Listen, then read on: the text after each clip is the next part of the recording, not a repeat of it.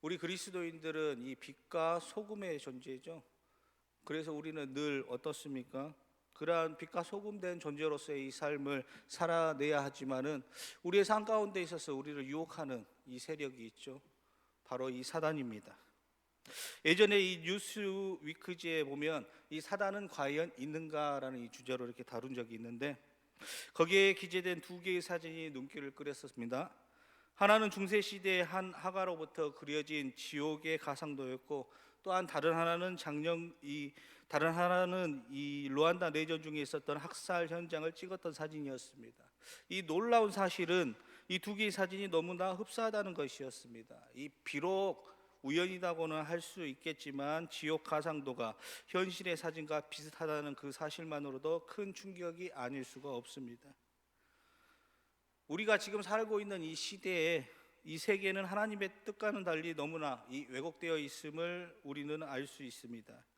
수많은 사람이 현재도 이 전쟁과 굶주림, 죽어가고 있습니다. 그리고 그러한 가운데서도 이 종교 전쟁, 또 인종 이 차별 등으로 인해서 많은 사람들이 고통을 받고 서로를 증오하면서 싸우면서 살아가고 있습니다. 그렇죠?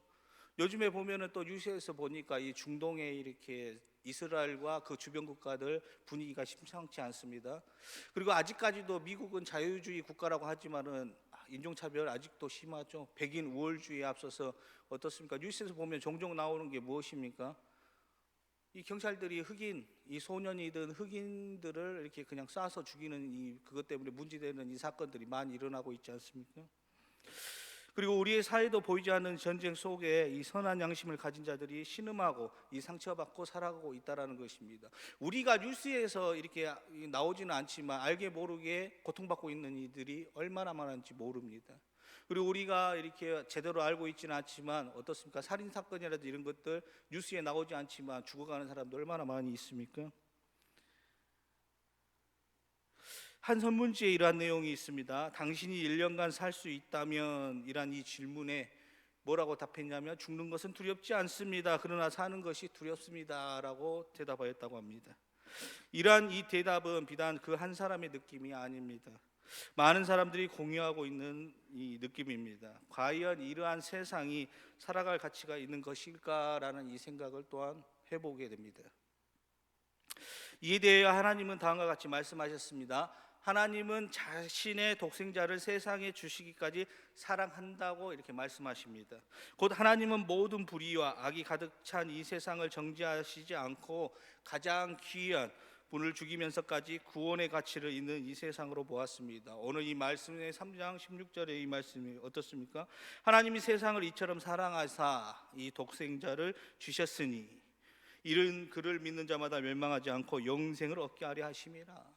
하나님께서는 이 땅에 있는 모든 하나님의 백성들을 사랑하시기 때문에 그의 아들 독생자 예수를 보내셨다라는 것입니다. 이 땅의 모든 백성들이 구원받기를 원하시는 하나님이시기 때문에 그의 아들 독생자 예수 그리스도를 이 땅에 보내주셨다라는 것입니다. 더 이상 이 하나님의 종을 통해서는 구원으로 인도할 수 없는 만큼 이 죄가 가득 찬 세상에도 불구하고 이 예수님과 바꿀 가치가 있었다라는 것이죠. 이 해밍웨이라는 이 작가가 이렇게 이야기하였습니다. 이 세상은 살아갈 가치가 있다라고 말하였습니다. 그러나 하나님이 이 세상을 사랑하시기에 가능한 것입니다. 바로 이러한 하나님의 사랑이 이 예수님을 이 땅에 보내게 하신 것입니다.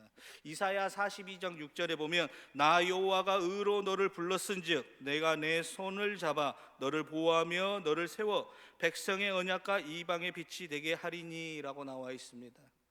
예수님의 성육신은 이방에 대한 이 애언적 희망을 궁극적으로 성취한 이 사건입니다. 이 예수님이 인간의 형상을 입고 세상에 오신 것은 이 땅에서 개선된 삶을 이루기 위해서가 아닙니다. 좀 더 이렇게 보면 정신적인 이 삶을 주기 위함도 아니죠. 도덕적으로 성숙하고 이 물질적으로 그리고 이 병에 이 살아가고 있는 자들을 고치기 위해서 이 땅에 오신 거 아니죠. 이 땅의 모든 백성들, 이 땅에 멸망치 않고 그들로 하여금 영생을 얻게 하시기 위해서 예수님께서는 오셨다라는 것입니다. 바로 그 이유가 바로 예수님께서 이 땅에 오신 이유입니다. 우리가 예수님을 구주로 영접한 이후에 물질적으로나 정신적으로 어렵게 살지 않았을 때가 얼마나 되겠습니까? 여러분들 예수 그리스도 하나님 믿지만은 여러분도 힘들지 않습니까? 여러분도 심적으로나 이 물질적으로나 마음적으로나 힘들 때 있지 않습니까? 그렇죠? 많은 사람들이 더 어렵게 산 경험이 있을 것입니다. 그렇다면 하나님께서 이렇게 생각할 수도 있습니다. 하나님께서는 나를 사랑하시지 않으신가 라고, 돌보지 않으신가 라고 생각할 수 있습니다. 하나님께서도 우리가 이 땅에서 인정받고 잘 되기를 원하시죠. 그러나 그것은 어디까지나 영생이라는 이 문제가 해결된 후의 문제인 것입니다. 이 영생은 육체적으로는 죽지 않은 삶을 의미하는 것이 아닙니다. 우리 요한복음에 보면 뭐라고 나와 있습니까? 영생은 나를 지으신 하나님과 그가 보내신 예수 그리스도를 아는 것이 바로 또 영생이라고 이야기합니다. 우리 보통 영생하면 영원히 사는 것 그렇게 생각하지만은 하나님과 그가 보내신 예수 그리스도를 아는 것이 영생이라고 또한 요한복음에는 나와 있습니다. 바로 이 죽음의 초월은 불멸을 의미하는 것이 아니죠. 하나님과 분리로부터 오는 죽음을 초월하는 의미를 하고 있습니다. 하나님이 최초의 이 아담을 자신의 형상대로 만드시고 그가 교제했던 것과 같은 삶을 말하는 것이죠. 하나님께서 우리 인류 이 인간을 처음 지으시고 뭐라고 하셨습니까? 심히 보시기에 좋았더라 했던 그때 그 모습, 우리 인류의 조상 아담이 죄를 짓기 이전의 그 모습입니다. 바로 그 모습이 우리가 회복해야 할 우리 궁극적인 신앙의 모습이겠죠. 이 아담은 선악과를 따먹으면 죽는다라고 이 경고를 받았습니다. 그가 또한 그 계명을 어겼고 먹었을 때 즉각 죽지 않았고 수백 년을 더 살았죠. 그렇죠? 그러나 하나님의 입장에서는 그는 이미 죽은 것입니다. 왜 그렇습니까? 그러나 하나님의 이 형상을 잃어버렸기 때문입니다. 하나님과의 교제도 단절된 이 육체적인 삶만 갖게 되었기 때문에 그는 죽은 자입니다. 예수님은 바로 이러한 죽음에서 자신을 통하여 참다운 삶, 이 영혼의 삶을 우리에게 주신 것입니다. 이 예수 그리스도께서 공생의 기간 동안에 많은 이적과 많은 이 가사를 이적과 보이셨습니다. 왜 그렇습니까? 병든 자를 치료하시고 귀신을 쫓아내고 이 죽은 자를 살리신 이유가 무엇이죠? 성경에 나와 있지 않습니까? 하나님을 믿게 하기 위해서 그러한 것들을 하셨습니다. 그렇지만 그 사람들이 어떻습니까? 예수님께서도 오병이어의 기적을 이렇게 요한복음에 이렇게 보면 오병이어의 이 기적을 일으켰을 때 사람들이 예수님을 이렇게 쫓아왔죠. 근데 예수님께서는 뭐라고 이야기했습니까? 너희들이 굶주림에 이 배부름으로 인해서 나를 찾아온 거 아니냐? 이 육신의 이 썩을 양식을 위하여 살아가는 너희들은 다 가라고 이야기합니다.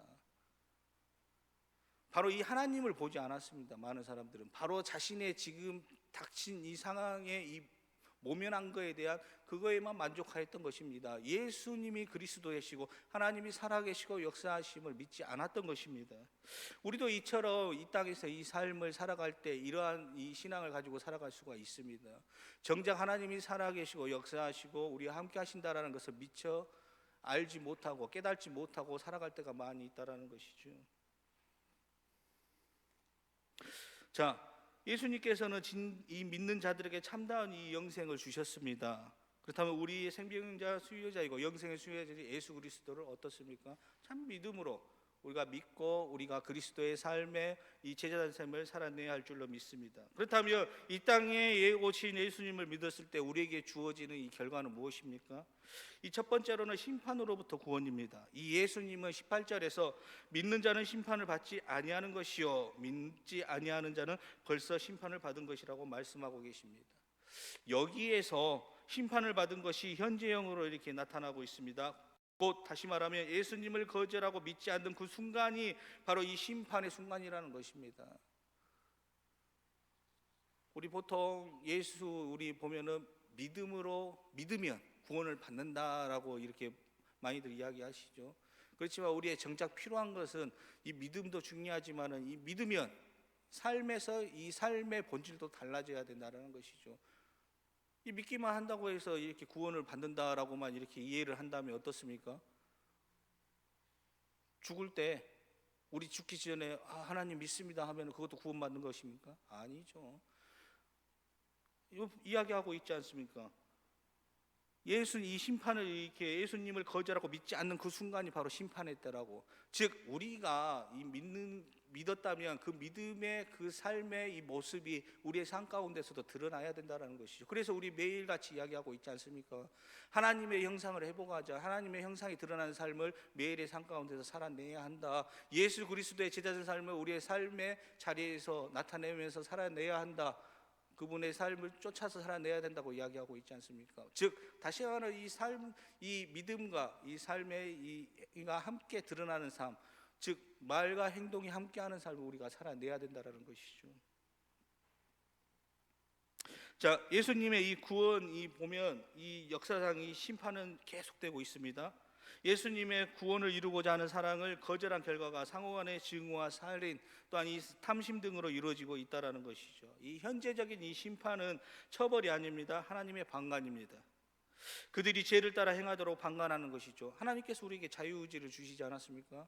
그렇기 때문에 우리가 어떻게 할지 우리가 하는지 하나님께서는 너희들이 선택하라라고 우리 보고 선택권을 주셨다라는 것입니다. 그 선택 한마에 따라서 누군가는 하나님의 그 나라에 들어갈 것이고 누군가는 어떻습니까? 바로 지옥의 불구덩이에 가게 된다라는 것이죠.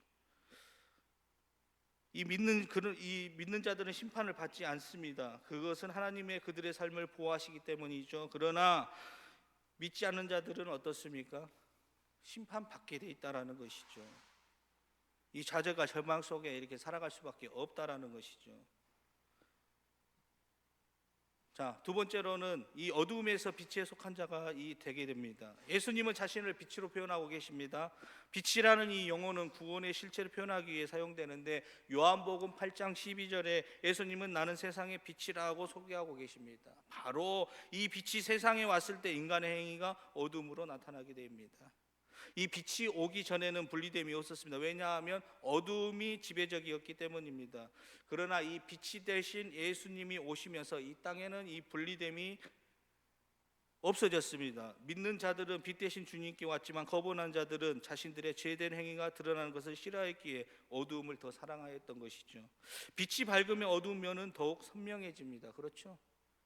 밝은 빛으로 가까이 가면 갈수록 우리 자신의 그림자가 더욱 짙게 그려지는 것을 알 수가 있죠. 이 마찬가지로 빛 자체가 되신 주님이 오심으로 지금까지 어두움처럼 느껴지지 않는 것들이 분명하게 어둠으로 나타내어지고 있다라는 것입니다.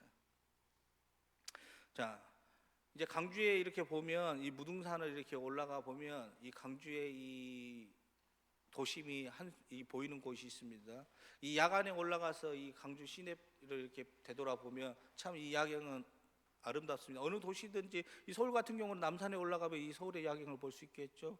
그리고 여수나 절경이 좋은데 이렇게 보면 다 보면 어떻습니까? 우리가 아름답다라고 느끼지 않습니까? 그렇지만 우리가 그 도시들의 곳곳에 보면 어두움으로 감춰진 이 모습이 드러나게요.